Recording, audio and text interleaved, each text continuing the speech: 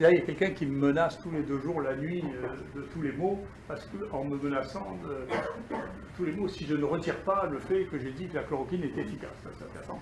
Donc j'ai porté plainte, on va voir qui c'est. Ça ne m'émeut pas tellement.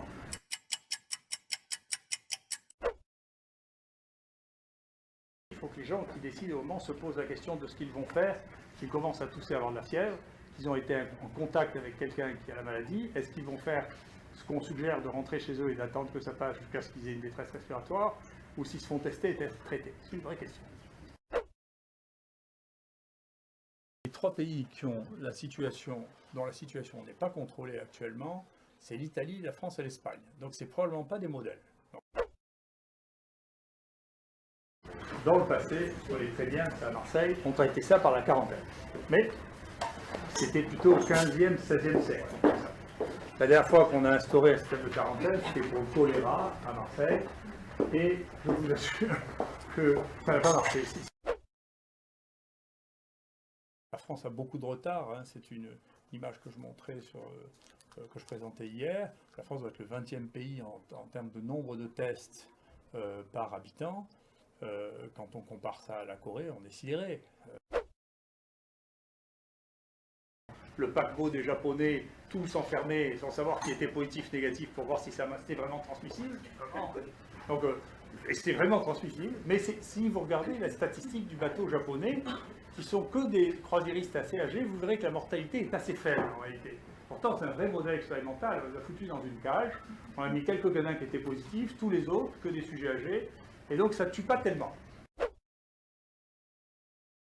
journalistes, ils pensent que on est scientifique comme on est footballeur.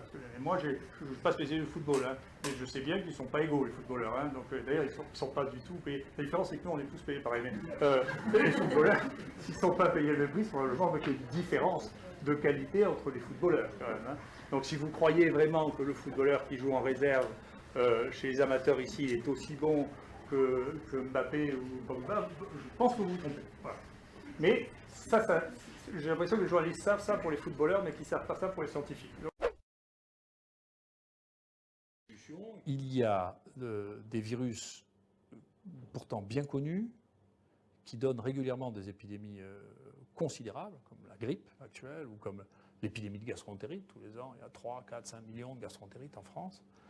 Et on voit que nous ne sommes pas capables de contrôler ça. Et c'est la même chose au niveau hospitalier, pour les bactéries et pour les virus.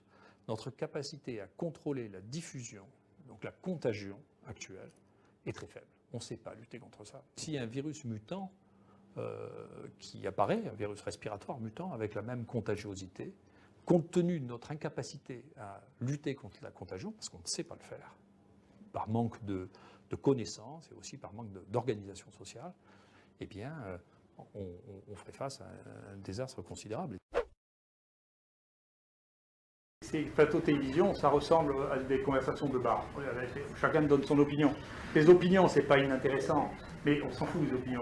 Où on a le savoir, où tout le monde a une opinion sur tout, et l'opinion de l'un ou de l'autre sur un sujet qu'il ne connaît pas, elle n'est pas supérieure parce qu'il est connu pour autre chose à celle de quelqu'un dans la rue. Tout ça, c'est du micro-trottoir, c'est pas sérieux. Voilà, donc il faut revenir à un peu de sérieux et que les gens qui expriment leur opinion sur du savoir et eux-mêmes un savoir vérifiable, ce qui n'est pas le cas. Si je suis sceptique, je vous répondrai oui. D'ailleurs, je suis étonné que ce soit devenu une insulte de dire à un scientifique qu'il est sceptique, franchement. Je ne suis pas croyant. Si j'étais croyant, je ferais autre chose. Donc, si vous voulez, je ne crois pas en la science, je la pratique. Donc vous pensez, Didier Raoult, qu'il y a des vaccins inutiles?